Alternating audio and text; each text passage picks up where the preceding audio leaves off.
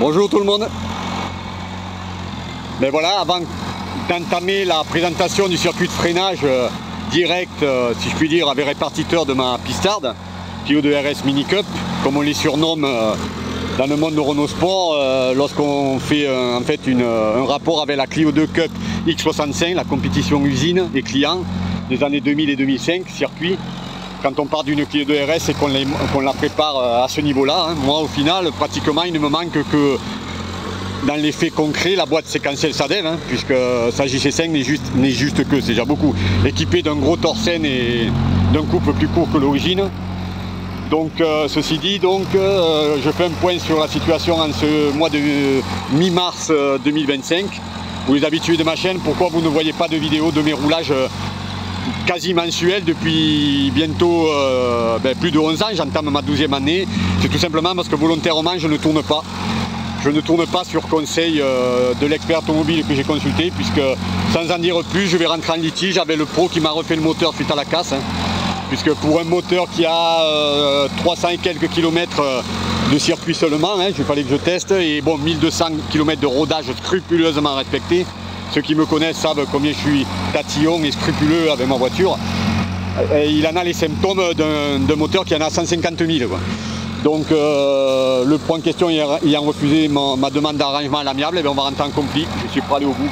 J'attends juste là de voir ce que me propose ma protection juridique avant d'entamer les poursuites officielles par l'expert automobile que j'ai vu et si nécessaire par un avocat que j'ai préparé aussi via un ami.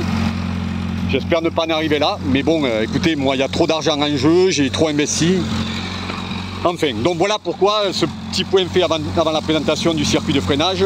Vous ne voyez pas de vidéo de roulage sur circuit depuis 2 mois maintenant, depuis début janvier. J'ai arrêté volontairement alors qu'elle pourrait, vous voyez, elle roule. Mais il me l'a déconseillé parce que dans les faits, vu les conditions, température, fuite d'huile et tout, il pourrait casser à tout moment. Hein. Ce qui serait malheureux pour un moteur refait depuis il y a 7-8 mois, quoi, à neuf, théoriquement. Donc, ceci dit, je vais entamer la présentation du circuit de freinage de ma pistarde. Pour ceux qui ne connaissent pas ma chaîne, il faut savoir que je ne suis pas du tout du monde automobile à l'origine. Hein. J'ai toujours eu des petites sportives, hein. Je suis âgé, moi je suis un vieux maintenant. Depuis le début des années 90, j'en ai eu pas mal, je ne vais pas les énumérer, 205 GTI 1,9 litre. J'ai même des japonaises, une Golf GTI de l'époque, hein, pas très actuelle, enfin passons. Celle-ci, je l'ai depuis 15 ans maintenant, bientôt, je rentre dans ma 16e année. Je l'avais acheté 100% stock. J'ai goûté au circuit 4 ans après l'avoir acheté. J'ai pris le virus, comme beaucoup, et arrivé à mon âge, à l'époque j'avais quand même déjà plus de 40 ans, j'ai décidé que vu les conditions de roulage sur la voie publique, même le dimanche matin, les sorties dans l'arrière-pays qu'on pouvait faire plus tranquillement dans les années 90, avec le monde et tout, c'était devenu dangereux. J'ai décidé de me faire ce plaisir de la monter en mode usine. Donc châssis, je ne vais pas rentrer dans les détails, hein. Il y a des centaines de vidéos sur ça sur ma chaîne. Après, si vous voulez poser des questions, posez-les. Mais hormis à la fin la boîte séquentielle SADEV, c'est pratiquement une Clio 2 Cup X65, jusqu'à la géométrie, les pneus, bon ne regardez pas ces pneus, ça c'est les pneus que je mets hors circuit, sinon elles tournent en slick, hein. Les mêmes slicks Yokohama que tournaient à l'époque les Clio 2 Cup X65 quand il avait les courses des championnats dédiés. Hein, voilà son allure, à quoi elle ressemble, avec les jantes rouges aux aides ultra légères. Donc je disais, je ne connaissais rien dans mes sportives que j'ai eues, tout juste si je faisais la vidange moteur. Rarement je m'attaquais aux plaquettes et là bon, j'ai décidé de m'investir d'abord par envie, il y a 15 ans. Et puis après on se rend vite compte par finance, pour les finances, parce que quand on enlève les MO et qu'on le fait soi-même, on se rend compte qu'on économise pas mal, hein, surtout sur une voiture qui ne fait que du circuit, donc qui est poussée à l'extrême et qu'il faut entretenir bien plus régulièrement qu'une voiture normale, qu'une sportive normale, utilisation normale. Hein. Moi je fais par exemple tous les changements de tous les liquides, hein. Liquide de frein, moteur, boîte de vitesse, tous les 6 mois au grand maximum. Donc quand je roule, tous les mois ça équivaut environ à 400-500 km grand maximum, tout est changé. Même si l'huile est propre et tout, je m'en fous. Hein. Je fais ça depuis 10 ans maintenant et ça se passait bien jusqu'à la casse. Mais bon, pour rappel, la casse elle avait bientôt 180 000 bornes, 24 ans, dont 12 ans de circuit tous les mois. Hein. Je pouvais pas lui en vouloir, hein. Même si moi j'avais pas pu le détecter, puisque tous les 6 mois je prenais la compression, je regardais, tout me paraissait bien, mais bon, il avait cassé. Donc sur ces entrefaits, je disais, je ne faisais pas grand chose, là je me suis investi, mais malgré tout je m'impose des limites que mes connaissances ne me permettent pas d'assurer et qui engageraient des conséquences sur la fiabilité, sur la sécurité et compagnie. Voilà, malheureusement, donc vous avez compris avec le début de la vidéo, je ne touche pas au cœur du moteur. J'ai mes limites. Je sais le déposer, je sais le démonter, ça c'est facile démonter le moteur, mais le remonter non. Sinon j'aurais attaqué moi-même, hein, mais je ne sais pas faire. Et puis après je m'impose des limites aussi quand je n'ai pas les matériels. Par exemple moi j'ai pas de fosse de pont ou que ça demande, ça touche à la sécurité. Et donc on va en venir au sujet de cette vidéo. Pour le circuit de freinage, dans la théorie j'aurais su le faire. Parce que je m'étais renseigné, j'avais commandé la plupart des pièces. Mais dans la pratique, je m'étais dit, c'est vraiment trop important de faire un circuit de freinage direct avec répartiteur pour la voiture, hein, la sécurité, celle de la voiture et la mienne, que j'ai décidé de le faire par un pro spécialisé. J'avais fait connaissance un an et demi avant, donc j'avais fait connaissance d'un pro qui m'a fait ce montage que je vais vous présenter. Moi j'avais juste acheté les pièces, lui il avait fourni les petits consommables qui manquaient. Et c'est lui qui m'a fait le montage. Donc voilà, donc il faut savoir que c'est fait par un pro. Alors le montage, il est tout simple, hein. Il n'y a plus de bloc ABS, il n'y a plus rien, il est direct, sans ABS, mais ça de toute façon je l'avais déjà désactivé depuis 10 ans l'ABS.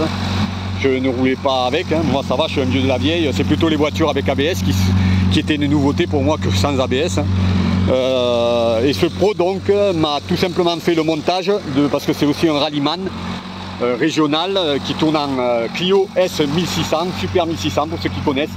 C'est les Clio élargis avec le petit moteur 1,6 litre mais qui est monté dans l'ancienne Pro à 220 ou 230 chevaux je précise, et qui ressemble, ils ont un cul aussi large que les Clio V6. Pour ceux qui ne connaissent pas, allez voir, hein, vous avez plein de vidéos dessus. D'ailleurs peut-être je trouverai une vidéo où on le voit parce qu'il est bon, hein, dans sa classe. Donc il m'a fait exactement son montage, donc un montage on peut dire usine, hein, fiabilisé, que je vais vous présenter là. Pendant que je fais tourner ce moteur. Oui bien sûr, vous avez compris que je ne roule pas donc plus depuis, j'ai coupé, je ne fais plus mes roulages mensuels sur piste, mais de temps en temps quand même pour pas qu'il roule le moteur, je la fais tourner au ralenti devant son garage, hein, dans la résidence, par précaution quoi, hein, pour qu'il démarre le jour où il y aura la confrontation parfaitement et tout. Donc on est parti sur tout éliminer. Dites-vous bien qu'il n'y a plus de bloc ABS, il n'y a plus rien du tout. Le bloc ABS, moi y était, mais je ne l'utilisais pas. En plus, avec le temps, je pense qu'il avait pris de l'air, c'était mauvais pour le freinage. Donc j'ai dû changer, ça ne se voit pas là-dedans, le mètre cylindre, qui est un mètre cylindre pas du tout original. Hein. C'est pas le stock, hein, c'est un mètre cylindre qui est tout simple, enfin tout simple. Simple avec 3 trous, puisqu'il y en a un qui part à droite, un qui part à gauche et un qui part à l'arrière. J'avais dû acheter donc le mètre cylindre, les mètres de tuyaux cuivre que vous voyez, les T et les visseries, les plaques, je ferai le détail après la présentation. Non, ça c'est les supports comme ça que vous voyez là, c'est le pro qui me les avait fournis en consommable. Et surtout le plus important, cette magnifique pièce rouge et son support que vous voyez là. Autrement dit, la Rolls-Royce des répartiteurs de freinage. Le prix, n'en parlons même pas. Cette petite pièce rouge et son support, c'est la pièce la plus chère de tout l'intérieur que vous voyez là. Ça vaut être la plus petite, c'est la plus chère. Donc c'est un Bérenger, pour ceux qui ne connaissent pas, c'est une marque française. Et oui, il faut pas croire qu'il n'y a que de l'étranger. Les Français ont fait on a des fabricants de haute qualité, qui est très connu aussi pour moi, sans en dire plus sur ma vie, dans l'aéronautique. Je ne savais pas qu'ils faisaient aussi des répartiteurs de freinage. Et à partir de là, donc, il m'a fait le montage que je vais vous présenter rapidement dans le reste de la vidéo. Donc malheureusement je ne peux pas vous le montrer puisque le moteur tourne, hein, mais le mètre cylindre donc a été changé. Vous avez compris que maintenant il est simple entre guillemets. Il n'y a plus de bloc ABS et il y a 3 sorties exploitées, une qui part à droite, une à gauche et une derrière. La tuyauterie, je vais essayer de vous la montrer. Voilà, ici, vous la voyez là, la tuyauterie naturellement elle est coudée à chaque fois. Au départ on achète des tuyaux de cuivre ronds, hein.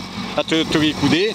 Dans la partie moteur, j'ai mis un isolant, fibre de vert, je crois, je sais plus, qui quand même évite, vu la chaleur qui se dégage, surtout moi, avec mon moteur à problème, qui se dégage là-dedans, que le liquide de frein soit extrêmement réchauffé par la chaleur sous le capot moteur. Lui, donc je vous ai expliqué, il a fait le montage de sa Clio S1600. Et il arrive, alors moi vous voyez à l'origine, moi j'aurais pensé le faire un peu plus à gauche s'il l'avait fait, moi, mais lui il a fait ici. Donc vous voyez, c'est très propre, il a fait des plaques, il fait passer le tuyau avec un petit trou ici. Donc n'oubliez pas, celui-là c'est celui qui va vers l'arrière. Là sous le capot moteur, vous en avez un qui part du mètre-cylindre vers la gauche et l'autre vers la droite. Mais celui-là vient à l'arrière. Donc il a fait ce petit coude parce qu'en ligne droite là c'est pas très bon, il faut prévoir que normalement, moi j'ai pas de passager, vous avez remarqué, mais il y a un passager, donc il a fait ce montage. On remonte ici, le long des côtés, il a fait des petits trous pour les faire tenir le truc, et on arrive au bijou Bérenger. Là par contre j'ai une petite anecdote à raconter, c'est très très cher, hein. C'est des centaines d'euros là que vous voyez. Il faut investir beaucoup là-dedans. Alors au départ j'étais parti sur un plus classique, qui permet en gros les plus classiques qui permettent de mettre un pourcentage à l'arrière par rapport à l'avant. C'est-à-dire qu'on n'est pas libre de mettre la pression que l'on veut à l'arrière. Et au premier montage, il m'avait appelé, il s'était rendu compte parce qu'on partait pour mettre sur du condition sec, parce qu'après, je vous expliquerai, quand je le fais varier, le rapport avant-arrière du freinage, on était parti sur mettre de mémoire, oh putain, je ne me rappelle plus, 30 bars je crois derrière, oui 30 bars. Et on s'est rendu compte qu'avec un répartiteur classique et beaucoup moins cher qui met un pourcentage vers l'arrière, on n'y arrivait pas, il y avait beaucoup trop de freinage à l'arrière. Donc du coup je me rappellerai toujours, il m'a appelé en plein montage, il m'a expliqué voilà, si je te montre ça, tu auras trop de freinage à l'arrière, tu risques d'avoir à chaque freinage de cul qui part quoi. Et je lui ai demandé mais il y a une solution, et il me dit oui, mais ça va coûter beaucoup plus cher. Et cette solution c'est le support que vous voyez là et surtout le répartiteur Bérenger en rouge là. L'avantage de ce répartiteur, une véritable Rolls-Royce, la Rolls-Royce des répartiteurs de freinage, c'est qu'il permet de répartir les pourcentages de freinage entre l'avant et l'arrière indépendamment de... C'est pas un pourcentage de l'avant comme à l'arrière. Je peux mettre ce que je veux à l'arrière. Si j'ai envie de mettre à l'arrière plus qu'à l'avant, eh ben, je le ferai. Donc c'est totalement indépendant et ça c'est un énorme avantage quand même. Donc là naturellement avec celui-là, on a pu descendre aux 30 bars que je me suis prévu à sec, que j'ai testé et qui me vont bien. Voilà pourquoi j'en suis arrivé à ce répartiteur. Ce répartiteur donc on retrouve sur les préparations rallye, Clio de Renault Sport souvent, dont sa Clio 2 S1600 en a un, qu'on retrouve dans les Clio 2 Cup X65, hein, l'inspiratrice de ma Clio. Hein.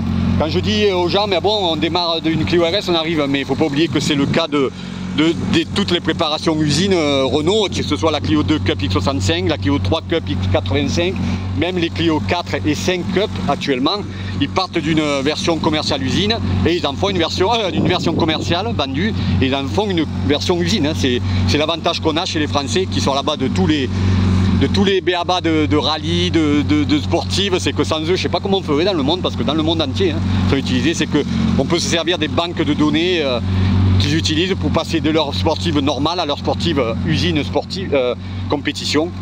Donc c'est le même, vous retrouverez ça dans les Clio 2 Cup X65, vous retrouverez ça dans les préparations rallye, c'est ce fameux Bérenger qui a plusieurs crans que j'explique maintenant d'ailleurs, puisque je me suis fait moi un glossaire, parce que dans les faits, dès que j'ai trouvé mes réglages, j'y touche peu. C'est con, ça revient très cher, mais j'y touche peu. Vous voyez, je me suis fait sur le côté là. Voilà, je suis à 3 tours fermés, voilà, c'est bien ce que je disais. Je suis à 30 bars à l'arrière. 30 bars à l'arrière, c'est des conditions sur sec en slick normal. Je la fais varier, je diminue l'arrière quand il pleut. Mais hormis ça, j'y touche très rarement, sauf si vraiment le tracé du circuit ne correspond pas du tout à mes habitudes. Moi je pratique, vous le savez, j'aime pas... le Nürburgring c'est bien, hein, mais même si j'étais pas si loin, je sais pas si j'irai souvent. Ouais, sans doute peut-être parce que je n'aime pas, c'est dans les faits, je suis désolé de le dire, mais tout le monde fantasme sur ce circuit. Je parle bien pas du circuit course, le réel qui est tout petit, je parle des 20 km et quelques, hein, de la Northfield, je ne sais plus comment on dit en allemand, c'est pas jamais fait allemand. J'aime pas parce que dans les faits, vous regardez, à part quelques passages réellement sinueux où la conduite et le châssis jouent, c'est surtout fait de longues courbes très rapides et de lignes droites qui n'en finissent plus. Autrement dit, les habitués là-dessus, il leur suffit un peu de plus de puissance et... Enfin, passons. Donc moi, si vraiment le tracé du circuit sur lequel je vais est différent de mes habituels courts, sinueux, cassants. Là, je peux arriver après quelques essais à régler la pression barométrique. Je le peaufine, surtout donc avec cette Rolls-Royce de Beringer. J'ai une précision, vous allez le voir. Un tour, 5 crans égale un tour, mais vous voyez, un cran c'est 0,8 bar. C'est-à-dire que je peux faire varier de 0,8 bar, c'est une énormité pour ceux qui ne connaissent pas, la pression entre l'avant et l'arrière, la répartition que je mets à l'arrière. Donc moi je pars sur sec à 30 bars. Sur humide, il m'arrive de le modifier. Et dans les faits, hormis ça, je le touche rarement. Donc au final, bon, c'est cher, c'est nécessaire sur une voiture en mode compétition, même si je ne fais que du loisir. Mais je l'utilise peu, quoi. C'est pas très rentable à ce niveau-là. Donc on continue le circuit. Vous voyez que là, donc, on entre dans le répartiteur. Ici, toutes ces pièces, c'est moi qui les avais achetées sur ces conseils. Ici, le coût continue naturellement pour amener vers l'arrière, la répartition. On passe par un T qui va donc à droite, parce que je me mets dans le sens de la marche, à droite et à gauche. Donc vous voyez, c'est exactement le montage de sa, je l'ai vu, de sa Rallye Super S Clio S1600. Ici, ces plaques, c'est lui qui me les a mises. Donc naturellement, je précise, le circuit est entièrement rigide, hein, puisque vous ne le voyez pas en dessous, vous ne le verrez pas.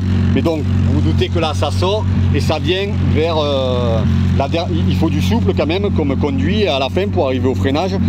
Et ça vient donc vers des tuyauteries, ce qu'on appelle renforcées, type l'aviation. Hein. C'est obligatoire hein, là-dessus, parce qu'il faut que ça résiste quand même. Il faut que ça garde une pression constante malgré la chaleur, malgré les coups de freinage. Donc voilà, c'est rapide, hein, mais c'était mon circuit de freinage. Hein. Il démarre, pour ceux qui auraient envie de le faire, ça a coûté quand même, hormis la main d'œuvre, j'enlève quelques centaines d'euros de matos parce qu'il vous faut changer le mètre cylindre, il vous faut acheter des mètres de cuivre, il vous faut des T, tous les montages, il vous faut surtout le répartiteur. Comme je vous ai dit, si les classiques pas trop chers envoient trop derrière, même en mettant au minimum de pourcentage derrière, et vous serez obligé de passer par un type Beringer.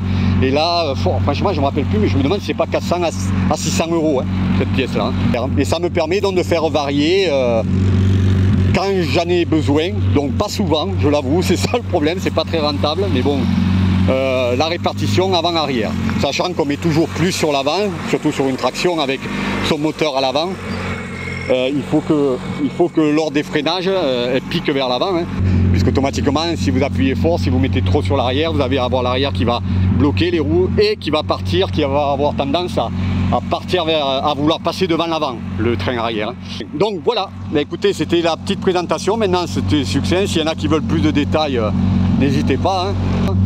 Pour le freinage en lui-même, étant donné que ma pistarde est hyper légère, avec 20-25 litres, elle fait 850 kg. Hein. Et oui, moi je voulais pas jouer sur la puissance du moteur, donc je jouais sur la masse, le fameux Light is Right.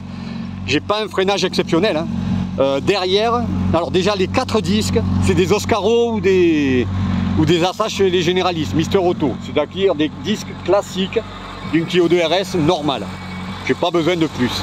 Par contre, au niveau du freinage, donc vous avez compris, le circuit en lui-même, le liquide de frein, c'est ou du RBF 600, ou maintenant je suis passé au RBF 660, qui supporte un peu plus de chaleur. Hein. Et donc les disques, c'est des communs à l'avant et l'arrière. L'avant, quand je les change, il me coûte 40 euros, je crois 45 euros les deux. Hein. Je suis pas dans des... J'ai testé, hein, des gros peines et tout, ça ne sert à rien, on paye la valeur. Il faut tenir compte des conditions de sa voiture, naturellement. Moi, la masse, comme je vous ai donné, ne nécessite pas d'avoir des disques de frein énormes. Par contre, les plaquettes, c'est du carbone Lorraine, obligatoire. Du carbone Lorraine RC6. Hein. Je mets, moi, je ne vais pas plus haut, ça suffit, vu la masse. Donc là, c'est pas donné. Le jeu à l'avant, c'est du carbone Lorraine. À l'arrière, c'est du classique. Tout ce qu'il en est. Le freinage à l'arrière, il est classique. C'est disque de frein et plaquettes stock, enfin, qu'on trouve pour les Clio RS chez Oscaro, chez MrAuto.com, enfin bon, etc. À l'avant, par contre, donc disque de frein classique, mais en plus du liquide RBF 660, je mets quand même des carbone Lorraine. C'est pas donné le jeu d'avant hein, de carbone Lorraine. De mémoire, c'est presque 300 euros maintenant, hein. Mais l'avantage c'est qu'elle dure longtemps. En fait, c'est le disque que je change plus souvent que les plaquettes. Presque. Un jeu de plaquettes me fait 2 disques. puisque les disques, je les change ouais, à peu près, je regarde, là ceux-là ça fait un moment qu'ils y sont, mais ils ne sont pas bien marqués. Hein. Mais bon, comme je vous ai dit, ils me coûtent 40 à 50 € les deux, donc c'est pas ça qui me ruine. Donc vous voyez, même là, quand je vois des choses extravagantes, et les gens qui font des montages sur des Clio, de trains de Clio 3 RS, de Mégane, si franchement, sauf si vous avez fait un swap pour mettre la puissance, et donc il faut arrêter une énergie conséquente, sur une Clio de RS, c'est totalement inutile, si ce n'est croire que du coup, on a un meilleur freinage, donc on est meilleur pilote. Hein. Parce que, comme par exemple faire du bruit, hein. Les jeunes maintenant il faut qu'ils fassent du bruit parce qu'ils ont l'impression que là ils ont une voiture plus puissante et eux sont meilleurs pilotes. Enfin, passons, c'est une autre histoire. Donc au final, ça ne me revient pas cher en consommable, hormis les plaquettes, bon naturellement le liquide de frein qui est un peu plus cher que le classique, et les plaquettes à l'avant qui sont des Carbone Lorraine RC6. Carbone Lorraine RC6 très très bonne, j'en ai testé beaucoup à ce niveau-là, enfin j'en ai testé plusieurs. Bon, je vois, je suis content parce que moi, nous on a un recul, moi j'ai un recul de 10 ans, même plus de 10 ans dessus. Éviter tout ce qui est les yellow stuff et compagnie, le truc anglais là, c'est de la merde en boîte. Oh là là, j'avais laissé des disques Groupen d'ailleurs à cause de ça, parce qu'elles s'usent prématurément et d'un seul coup. C'est-à-dire que je le regarde en début d'une session, bon ça va les plaquettes, j'entends du bruit dans la session, je regarde et il n'y avait plus rien. C'est-à-dire qu'il y avait presque 1 centimètre qui était parti durant une simple session de 18 minutes, je me rappellerai toujours, et qui avait bouffé mes disques Groupen qui n'avaient même pas 200 km de circuit. Enfin, donc faut taper dans le bon, Ferrodo, DS 2500, allez jusque là, si vous ne faites pas vraiment du circuit, et si surtout vous n'en faites pas une 100% circuit, évitez le Carbone Lorraine, parce que ça fait énormément de bruit. Je vais mettre là, je vais couper, je vais mettre des extraits des freinages sur piste, c'est énormément de bruit et à l'usage classique sur la route, la voie publique, c'est intenable pour les oreilles, quoi.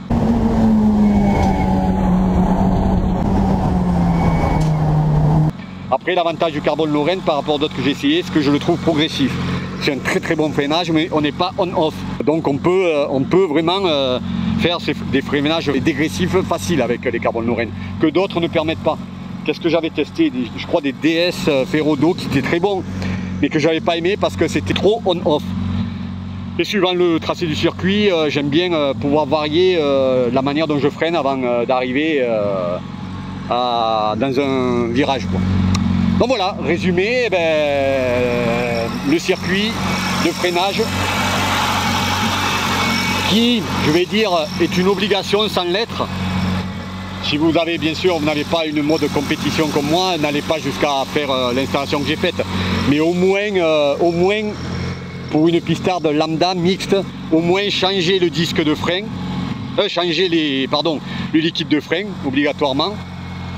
Les plaquettes, oui, sans taper jusqu'à du Carbone Lorraine, donc des DS Ferrodo, moi j'aime bien.